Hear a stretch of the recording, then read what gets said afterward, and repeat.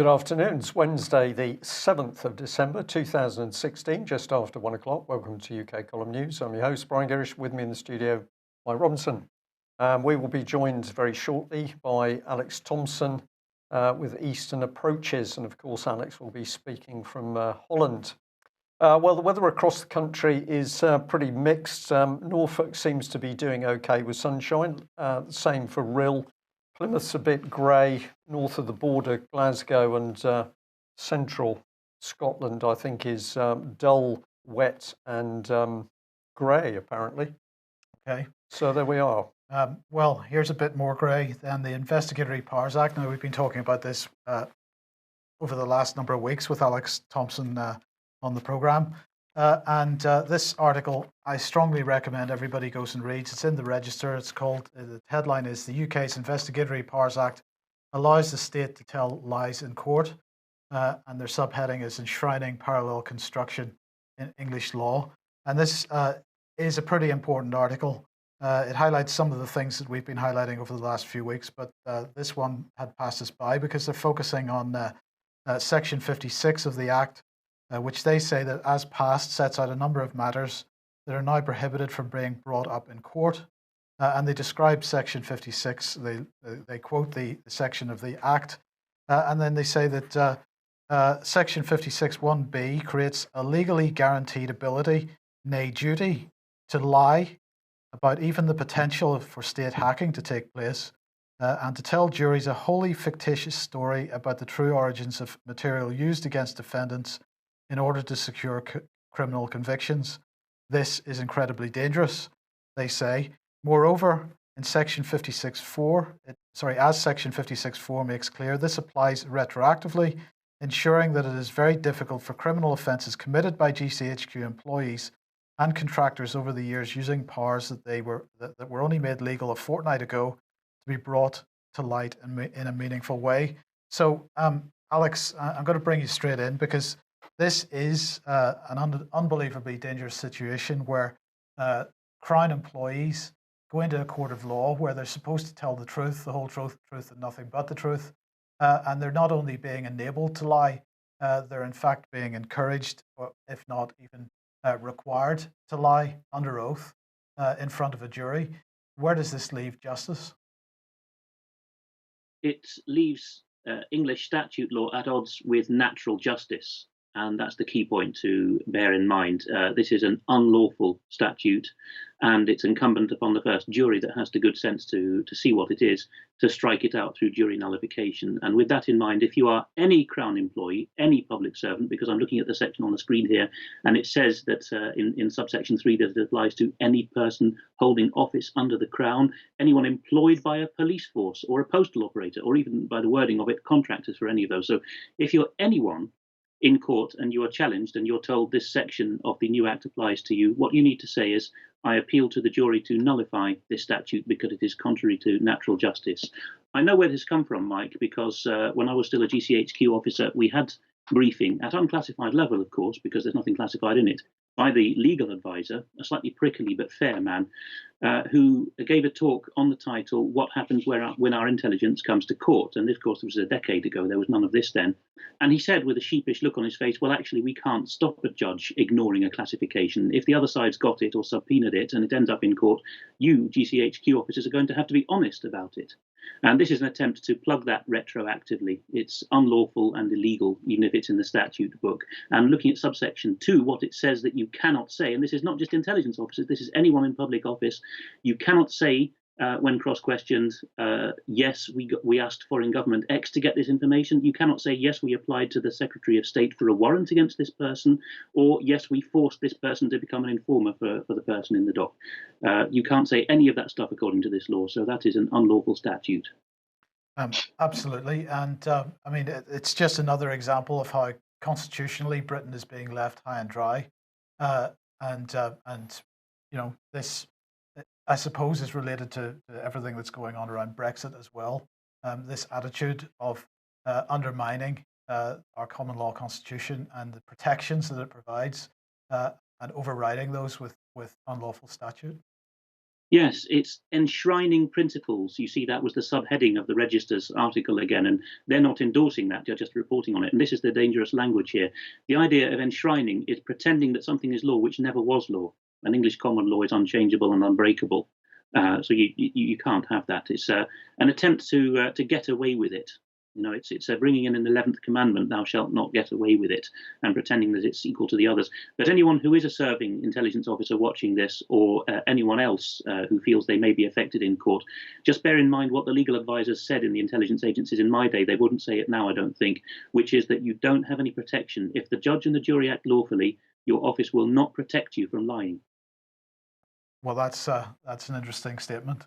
It's very interesting. I listened to this discussion this afternoon, and my mind goes back to the Cold War period when supposedly things were so simple. We were the good guys, and we looked across the wall, and what did we have? We had the police turning up in the middle of the night to take people away.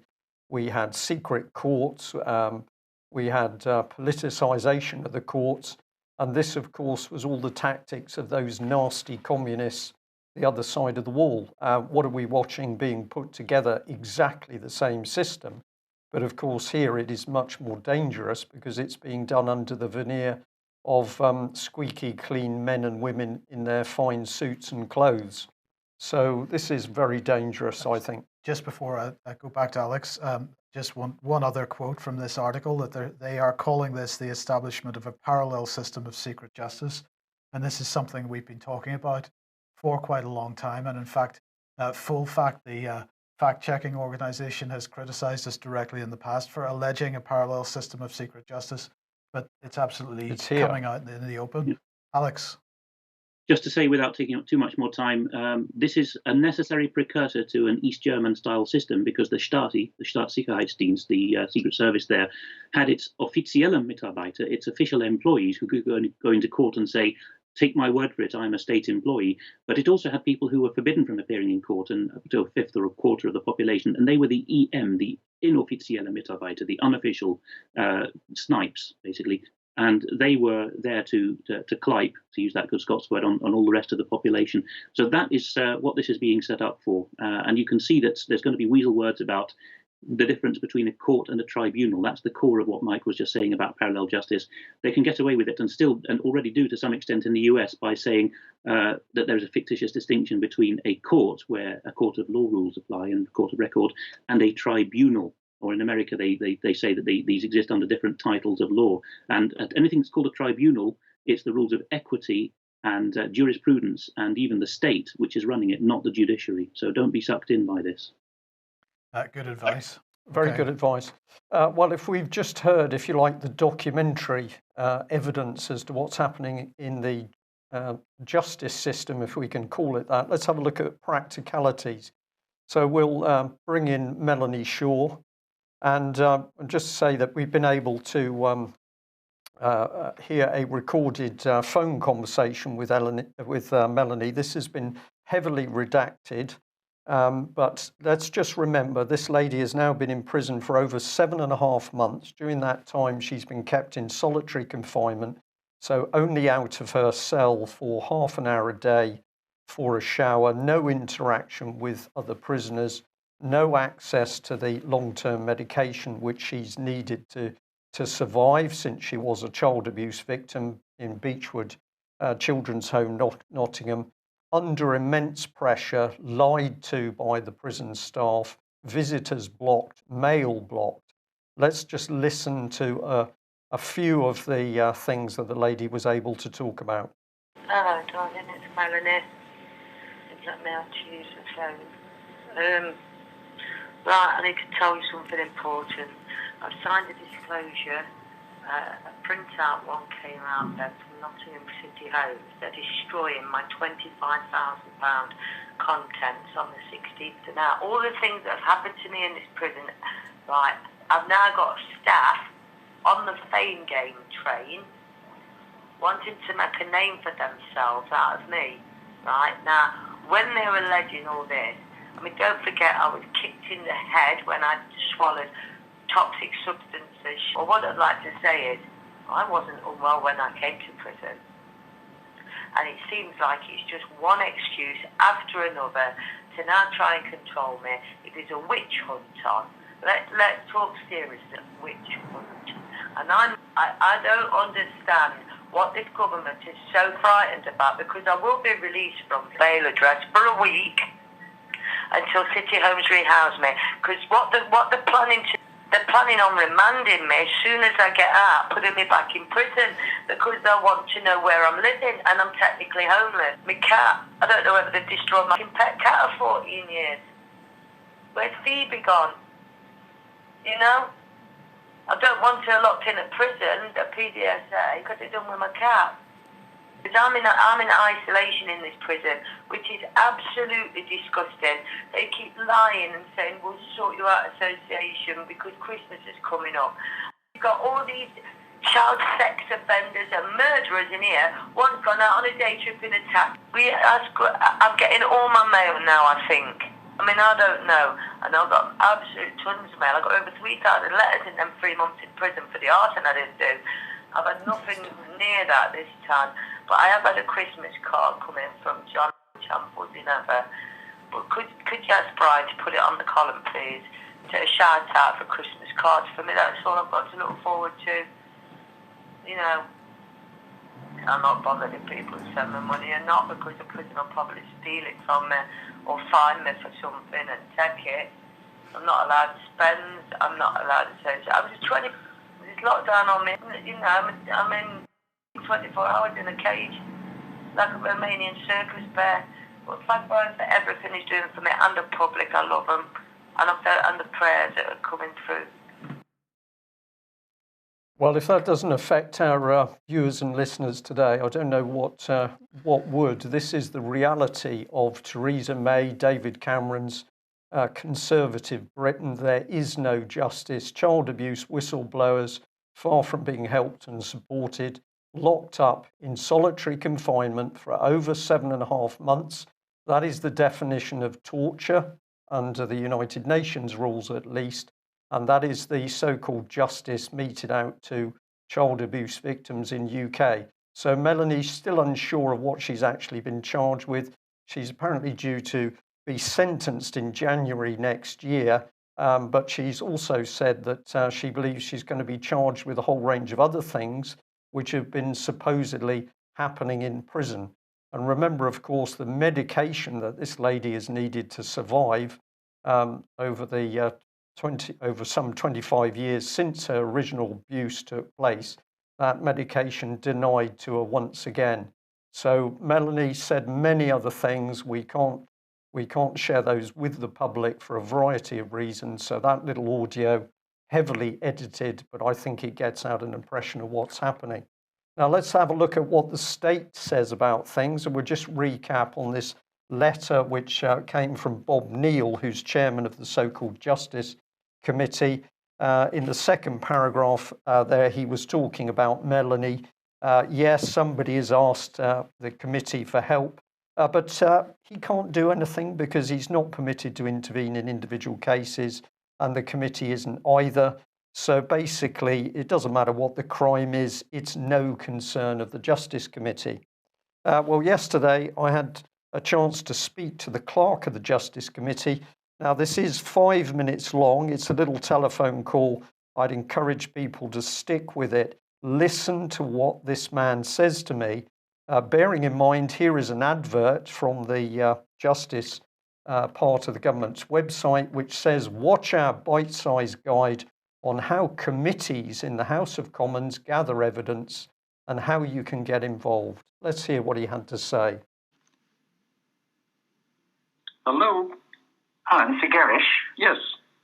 My name's Nick Hawke. I'm clerk of the Commons Justice Committee. Okay. Well, thank you very much for coming back to me. I work with a group of mainly volunteers, and we produce a news programme. Yeah. We cover a lot of stuff to do with abused children, which is of immense public interest.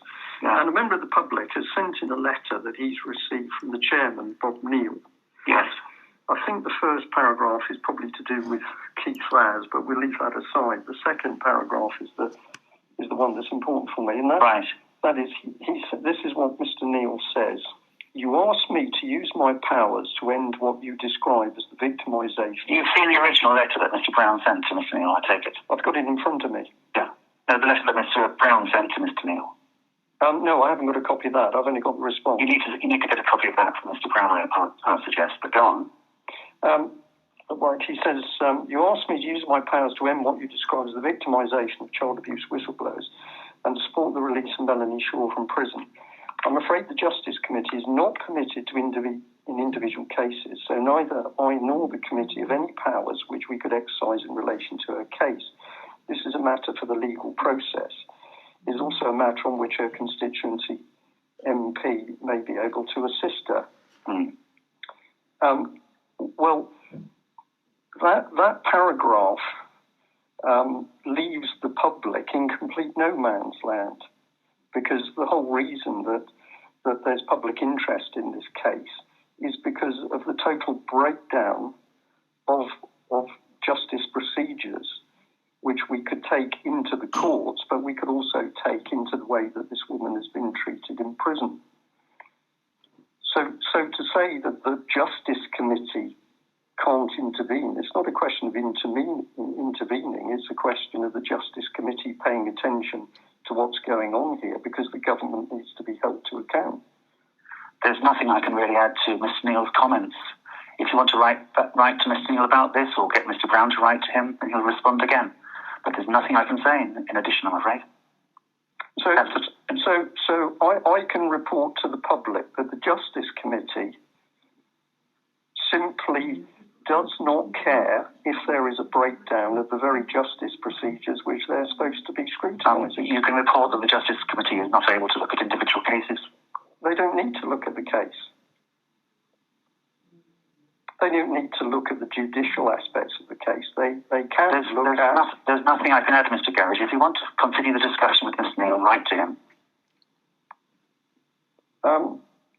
Well, my pause says it all.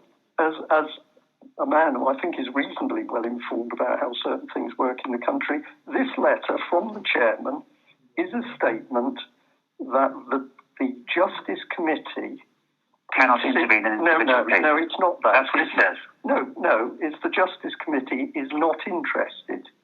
No, it doesn't say that.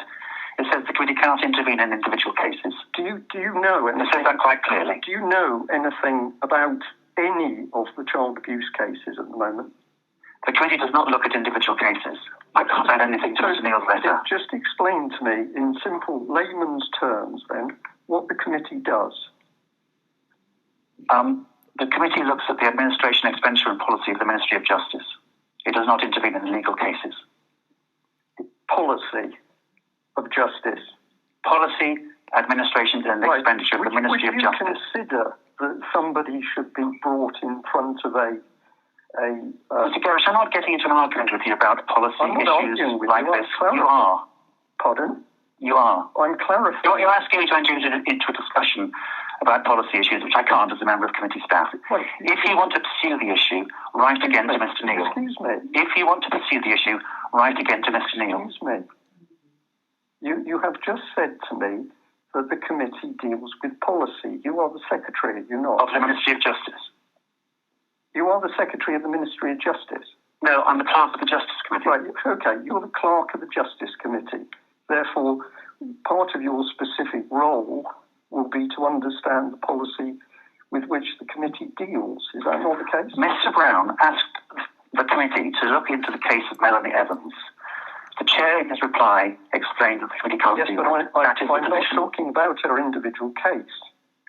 If you want to talk about something else, then write to the chair of the committee about it. I've just asked you a simple question, which is, can you explain to me whether an individual, doesn't have to be a named individual, but is the policy in this country that an individual should be brought in front of a court of law? I'm not commenting on the case of Melanie Evans. I don't know about it. All I'm telling you is the committee doesn't look at individual cases. Is the policy... I'm going to put the phone down now because we're not getting anywhere. If you want to follow this up, follow it up in writing, please. That's very rude. There we have it. This is Theresa May's Conservative British government, which simply does not care one fig for justice or the public. And you can hear how unbelievably arrogant and rude the clerk to the Justice Committee is. He couldn't tell me about policy because I think he doesn't know, because nobody really understands how law's breaking down. My observation here is it demonstrates very clearly how everything is so closely partitioned. There's, an MP can't deal with an issue from another constituency because of parliamentary protocols. What is this? This is a select committee which is supposed to investigate the operation of Parliament. So one of those, one of the functions of Parliament is for MPs to represent their constituents, and in this case, Melanie is absolutely being let down by her MP and by Parliament as a whole. But they don't want to investigate that because their terms of reference are so narrow that they claim they can't. Well, it's even worse than that, Mike. I'm sure Alex will want to come in. Let me just do this very quickly. So, bearing in mind what you've just heard that gentleman say, let's come back to the Justice Committee. Here it is. And this is the page for the role of the Justice Committee. It was appointed by the House of Commons to examine the expenditure, administration and policy of the Ministry of Justice and associated public bodies, to include the work of staff provided for the administrative work, but excluding consideration of individual cases and appointments. So this is what he was getting at, that they don't look at individual cases. Well, have a look at this, because here is the committee, and this is Mr. Bob Neal, the chairman, at work on prison reform, the greatest overhaul of prisons in a generation. This was end of November, and he was interviewing these two gentlemen, Sam Gyimah, if I pronounce that properly, Parliamentary Under Secretary of State for Prisons and Probation, and Michael Spur, the Chief Executive of National Offender Management Service. So he's taking evidence from these people, but he doesn't want to take any evidence when you try and say, well, actually, these people are telling lies and the true situation is not coming out. So, Alex, just give you a quick response to that. Absolutely tragic what they are doing to Melanie, because, of course, she was highly vulnerable before she went in prison. She is clearly being mentally stretched. How she's held it together, I don't know. And now we're faced with this aggressive, self-righteous, arrogant approach from Westminster representatives of the respective political parties. This is breakdown of law and order in UK. Brian, you made that clerk of the committee deeply uncomfortable, and you said yourself, my pause says it all, but then he had to pause and do a sharp intake of breath when you asked him what his job was. The tragedy is that, as you've shown the terms of reference there, he is technically not lying in all that arrogant bluster, because the committee was set up with terms of reference preventing it from looking at individual cases. Well, even the word case is a legal definition. And there is, as you said, the judicial aspects of a case versus how a person's been treated. And if you don't take the wider definition of the case, how a person's been treated, have they been given their due treatment under law and due process, then how on earth can the committee fulfill its terms of reference, which is to look at administration and policy? How can you do that without looking at individual cases? Well, as regards Melanie, go on. Well, it's exactly that, Alex, isn't it? It's so clever. You say, well, where's the evidence? Well, the evidence the system isn't working is held in individual cases. Individuals have experienced problems with the establishment. Their evidence is the evidence which needs to be brought forward so that failures of government and the organisation, judicial organisation, can be dealt with. But no, we don't want to see real evidence. We want the boss of the prison service to tell us how wonderful his prisons are. This is straight out of East Germany. I know there are a few people who say we're Germans and we're nice people. I'm very happy with that. I'm just making a point that we knew during the darkest days of the East German regime that this is exactly how the political judiciary and police system worked. It was all lies. And we are just seeing the same thing introduced by Blair, Cameron and Theresa May. Absolutely, Brian. I was just before you mentioned the GDR, I was going to say that this reminded me of Alexander Solzhenitsyn's Gulag Archipelago, where he describes Mrs. Eleanor Roosevelt, the then First Lady, swanning about doing her Grand Dame of Human Rights thing in Soviet prisons just after the war. And whenever she was asked about conditions, she would say, "Of course, I can't comment on individual cases, but the policy is being well administered." So that's exactly what's going on here. Later, we discovered that she was a communist fellow traveller. Before I forget about Melanie, it's exactly 2 years ago this month that I started calling her. And with my dialectological experience, I would have to say, although I wouldn't claim professional expertise, but pretty good expertise from my old job, she's reverted through shock and/or drugs and sedatives. I don't know which. She's reverted to her childhood accent. She's a lot more pronounced East Midlands accent than when I spoke to her 2 years ago, and also 30% slower. You heard the nasalization of some of the comments she's made. I think that either it's a chemical kosh or a literal kosh has been applied to her in prison. Otherwise, she wouldn't be speaking that slow and that much in her childhood accent. Well, we in fact have more evidence of what's actually happened to her, but I'm not able to share that at the moment for a variety of reasons. Let's move on. Yes, okay. Well, we'll move on to Syria and let's look at 21st century war here. Breaking news from last night that Aleppo's old city, now fully liberated by the Syrian army, remaining terrorists in retreat. And this was information from Vanessa Bailey, who's in Damascus at the moment. She's waiting to head to Aleppo, and I believe she's going to do that at the weekend. Hopefully, we'll have her on this program for a short time on Friday. Well, the message from Vanessa was, since I arrived in Damascus on Monday, the 5th of December, there's been a simmering excitement from all members of society, a sense of impending victory in Aleppo. That anticipation seems to have been satiated tonight as news is coming that the Syrian Arab army is pushing home its advantage and sweeping clean the remaining pockets of terrorist resistance against the SAA advances, supported by their allies from Iran, Russia, and Hezbollah.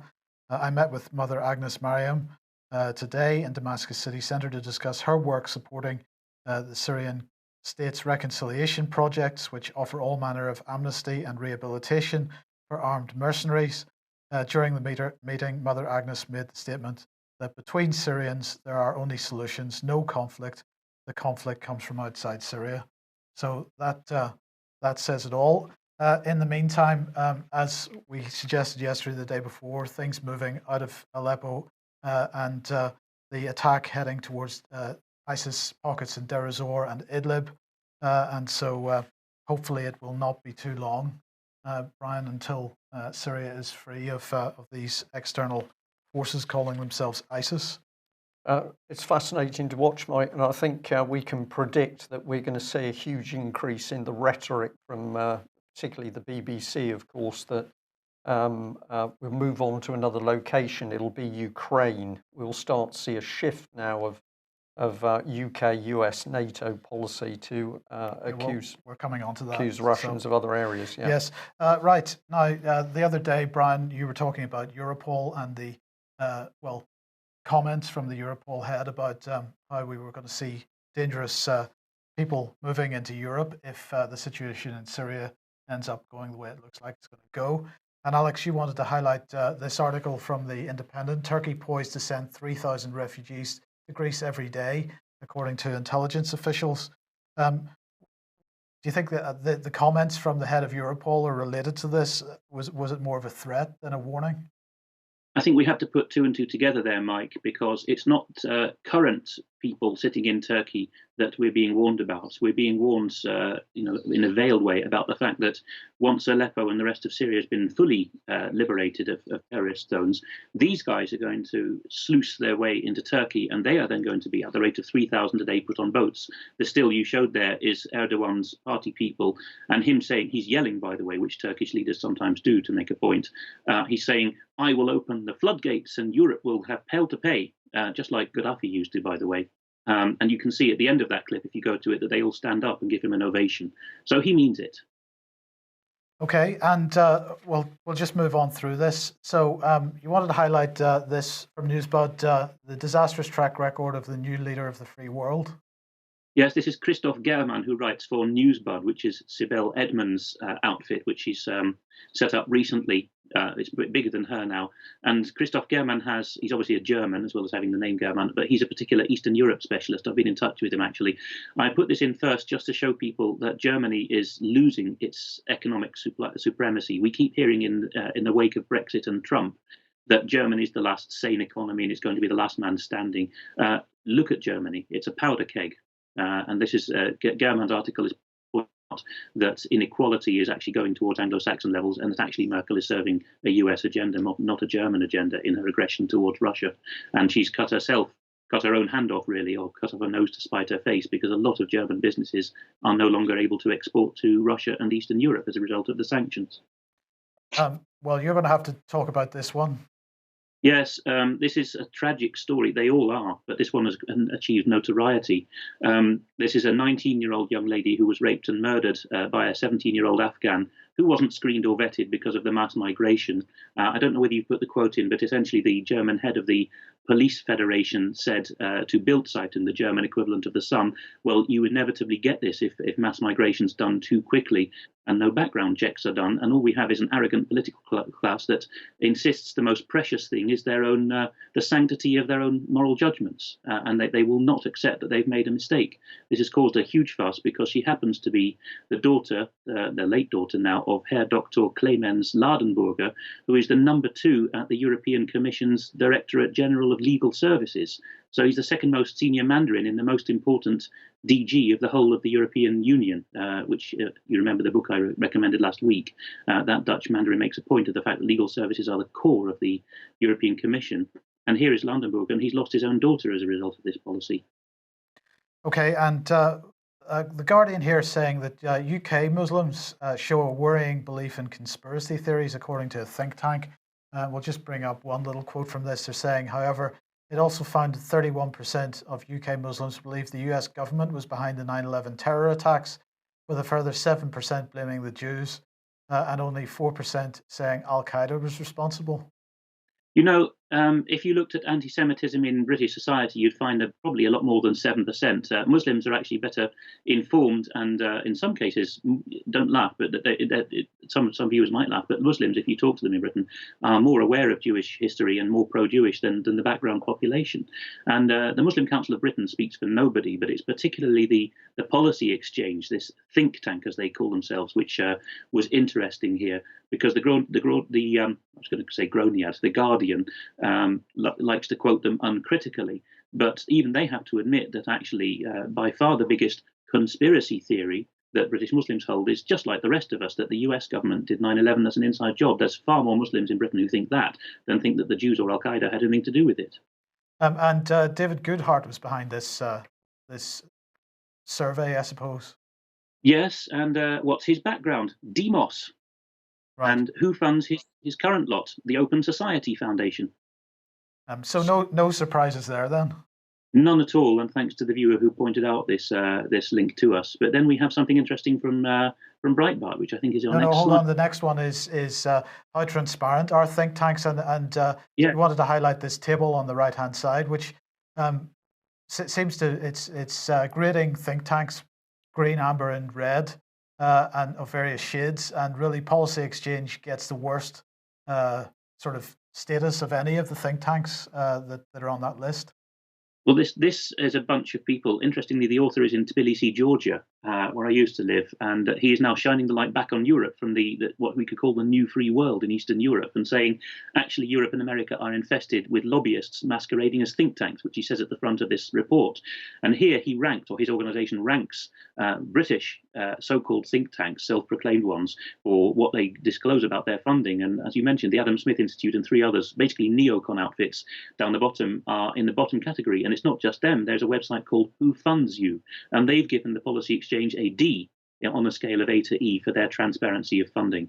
So something is clearly afoot here, that they're one of the 4 British so-called think tanks that don't think the public has any right to know who gives them money. And this is the Breitbart article that you wanted to highlight, and this is something that we've been suggesting for quite some time, that the anti-extremism legislation in the UK would be casting a net a lot wider than just the Muslim community. And the headline here says Muslims account for only a third of the referrals to the government's de-radicalization program. This is astonishing because I spent 8 years at GCHQ seeing the rise of the prevent strategy, and it was all about Muslims, Muslims, Muslims, Muslims. And my old roommate went actually and did some consultancy for some years, helping a British county with a large Muslim population develop its schools' anti-radicalization agenda, and became very jaded about it. And he sent this to me when it came out in the spring from Breitbart and said, only a third? Well, who are the other 2/3 of reports then? It seems that we have a bit of a clue from the story from, I think, Hampshire earlier this year, when young people went to the UKIP website and were tracked and reported to the extremism authorities. I think that's what the prevent strategy is actually being more used for, and it shows that there is not a serious threat with Muslims any more than there is with the rest of us. And as for what the Guardian reported from the Policy Exchange about Muslims being problematic, they didn't use that word, but saying problematic because they are less integrated and live separate lives. Well, if you go to any of the Yorkshire and Lancashire towns where Muslims cluster, or Luton, well, obviously they want to stay away from the crime of the white population and the pimping of the Kosovar gangs and whatever else there is in their neighbourhoods. They want to live cleaner than that, so it's no surprising they keep to themselves. Okay, well, sorry, you've got another one to come. I'll just bring in this one, which is the Daily Mail. What are they talking about? We've got an Iraqi asylum seeker arrested for sexually assaulting students in Germany. And I just wanted to make the point that here was the Mail picking up on event in Germany, and they're making a very big story out of it. It's a very unpleasant story, but here it is. They want to talk about it. But of course, the same Daily Mail can't report on who it was that abused Melanie Shaw and the other children. The Daily Mail can't report on the Doherty family. So when we come to to rapes, abuse, trafficking, vile stuff going on in UK, all of a sudden our mainstream newspapers and TV stations just seem unable to do any investigative journalism at all. And of course, the answer for this is that this is the source of the blackmail for these despicable political party representatives who are calling themselves members of parliament. Okay, so obviously the NATO, we mentioned this on Monday, the NATO foreign ministers meeting is going on at the moment. Yesterday and today, Boris Johnson was there, of course, and he said, I'm here at NATO to talk about some of the threats and challenges that this organization faces. And I think what people realize is that NATO is more important now than ever before. We need to be very vigilant on our eastern frontier, but also NATO is there to protect stability further afield. And we're talking today, that was yesterday, about the work that NATO is doing in Afghanistan, in Iraq, and in trying to make sure that the entire perimeter of Europe is safe. Now, Alex, it's really interesting that Boris Johnson is talking about the eastern frontier, because I'm hearing from people that I know in Poland and other parts of the sort of eastern frontier, as he describes it, that there is a groundswell of opinion building, which is absolutely anti-NATO. They're starting to ask some serious questions about what the heck NATO is doing in these countries, and they actually want NATO gone. And perhaps this is sort of an indication of the same type of movement in people's thinking that we've seen with Brexit, with Trump, with the Italian referendum, and all the other things that the establishment is worried about at the moment. Have you been hearing the same things? I've been picking up some of it, Mike.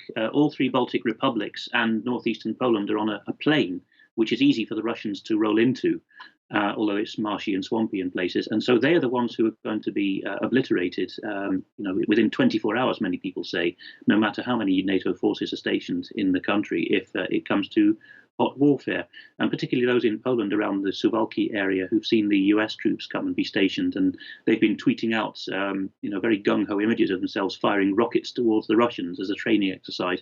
I think that's deeply shocked the Poles, actually. And we see something here in this awful new newspaper, the New European, which has been posted to me. Here is it's really the Labour Party's propaganda for continued British membership of the European project, and you can see that May and Johnson are there floating in the mid-Atlantic, and Trump and Putin, in this worldview of the defeated British elite, they've both turned their backs on Europe. And you can see Holland and Merkel over there, over here, with standing somewhat towards Putin, obviously being on the continent. And in the worldview that this represents, there's nothing in Eastern Europe. It shows how little the British and American elites think about Eastern Europe, because actually between Germany and the Russian border are several Eastern European nations which are going to get trampled. What's the old saying? When the elephants fight, all that gets injured are the mice. Yeah. Yes. Well, let's just move on, because Jens Stoltenberg speaking today, because they had the meeting of the Ukrainian committee. Sorry, I've forgotten the name of it off the top of my head. But anyway, Stoltenberg was talking to reporters after this meeting, talking about a massive increase in ceasefire violations in the Ukraine. And he said the international community must keep pressuring Russia in respect to obligations, to respect its obligations, especially while the security situation in eastern Ukraine remains so serious. And he's calling for further sanctions and so on. It's important for international sanctions, economic sanctions to be maintained, he said. And NATO wants to try to hold a meeting of the NATO-Russia Council before Christmas, but they're complaining that Russia is reluctant to discuss Ukraine, whereas they're saying that Ukraine must be on the table. So, Alex, just in 30 seconds, as Brian said a minute ago, Ukraine clearly back on the table as far as NATO is concerned. I get the feeling they appreciate that Syria is lost as a sort of proxy against Russia, and they're wanting to open up a new front. Yes, UK column members can go to member forums and watch our first of the new style editions of Insight, where we talk about this. Ukraine is even more of a risk to us than Syria. A lot of us have been ignoring for a while that awful horrors have been perpetrated in Syria because we think of it as not Europe, it's the Middle East. Ukraine is right on our doorstep, and as I just mentioned, the geography of the whole of Eastern Europe and Northern Europe is such that people can move across without many obstacles. So if we do destabilize Ukraine further, or the mad people in control in our countries, we're going to know about it jolly soon.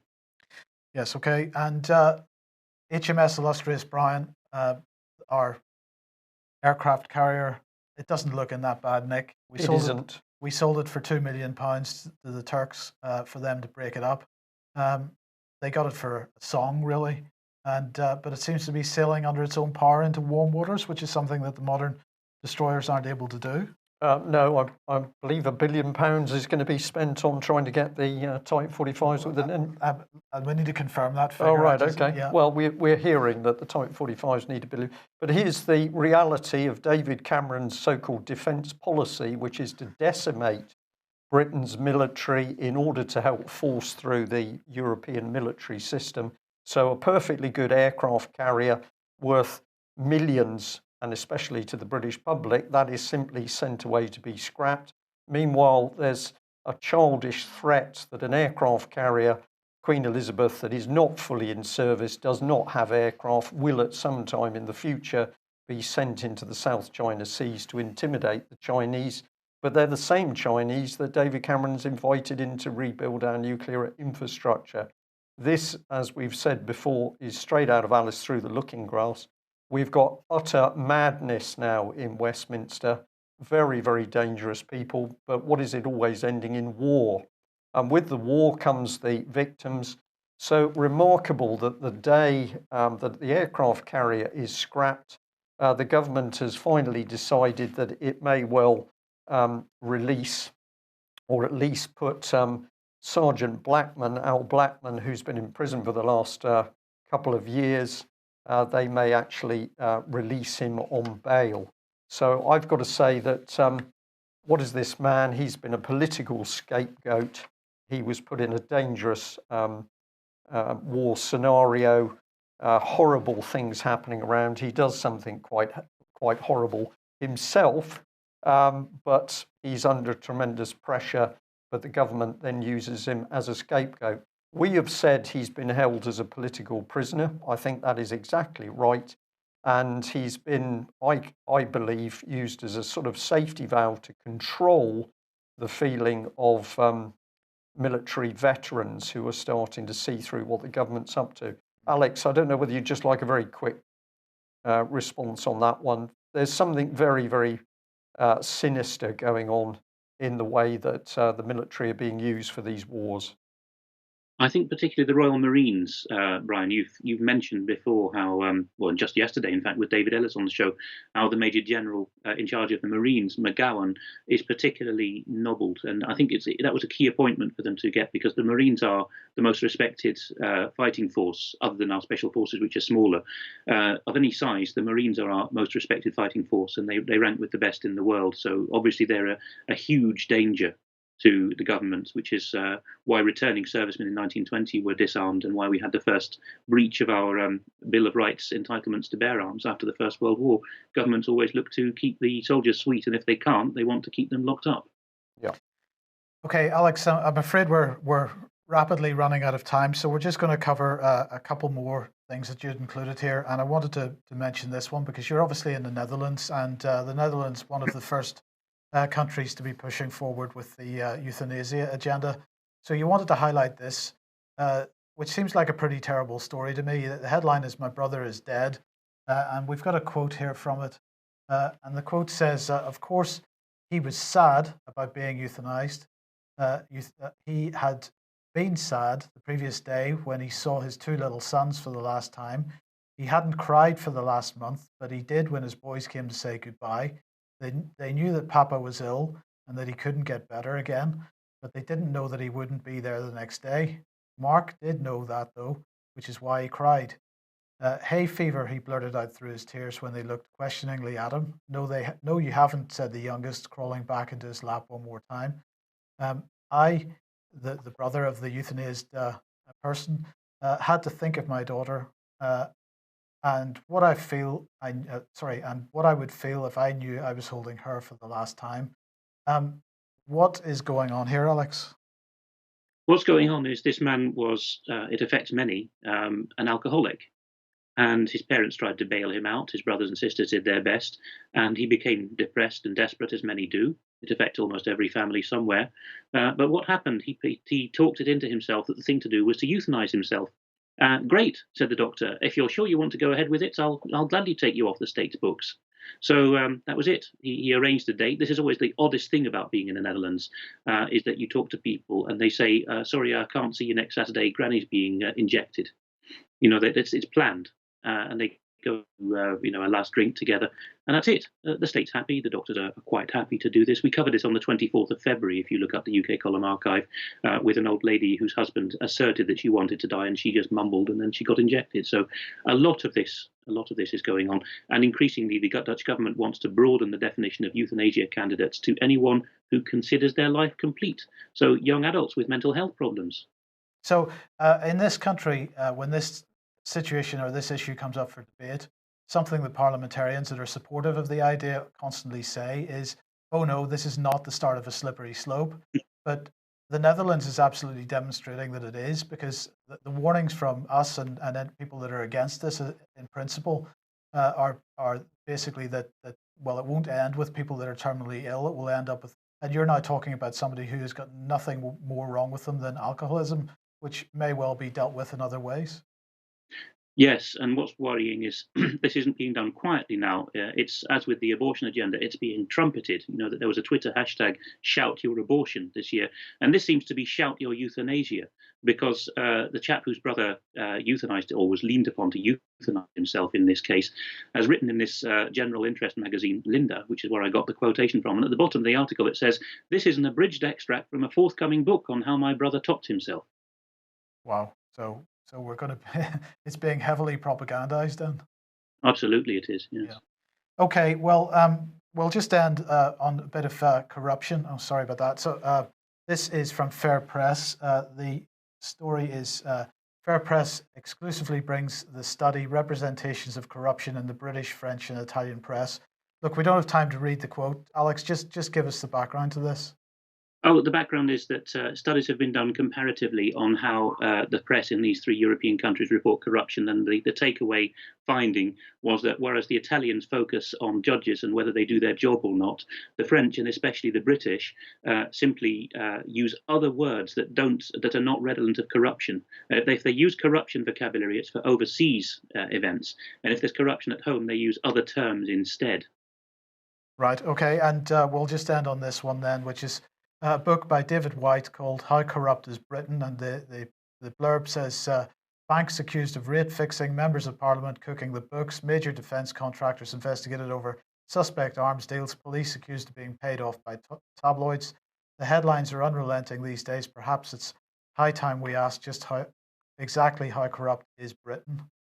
This is a symposium held in Liverpool 3.5 years ago, written up into a book, and all the contributors had the points, exactly the same points as that last article, which is that the British are, well, maybe they're waking up a bit now, but they've been tempted historically to say, we don't do corruption because backhanders do not physically change hands. Well, even then, sometimes they do. The point he's making, or David White as editor is making throughout the book, is just that when we have really spectacular, mind-boggling corruption, the press just ignore it. And the most egregious example he cites is when Alistair Darling was Chancellor during the 2008 crisis. He just got some selected hand-picked bankers around a takeaway and said, right, chaps, am I going to oblige the British taxpayer for the next 2 generations to shore you up? And they said, yes, that would be a jolly good idea. And the press, as David White says in his book, did not think that was worth reporting as corruption. Yeah. Okay. Alex, thank you very much for joining us. There we have it. Pretty heavy UK column news today, and I think it's made an impact on quite a few of our viewers. I can see from their comments in the chat box, we are moving into extremely dangerous times in UK. Can we do something about it? Yes, we can. It simply requires enough people to say no and to start challenging what's happening everywhere possible. Can we do something to help Melanie Shaw? I believe we can. We've got a target now. Am I allowed to use that word? I just have, which is clearly the Justice Committee. The Justice Committee says it wants to understand what's going wrong with justice. I think we need a few tens of thousands of people to tell Mr. Bob Neal and his team that really he is the problem. Because if he's not taking the evidence as to what's happening, he must be the problem personally. But I leave it up to you to decide how that should be done. And the only thing I would add is, Melanie said in her telephone call, if you'd like to send her a Christmas card, I think at this point, Melanie needs a lot of Christmas cards, not just for her own well-being and sort of sense that people are looking out for her, but to send a message to the establishment that we are watching what they're doing. Yeah, good point, Mike. Well, that's it for today. We will be back at the same time tomorrow. Thank you for joining us. Bye-bye. Bye-bye.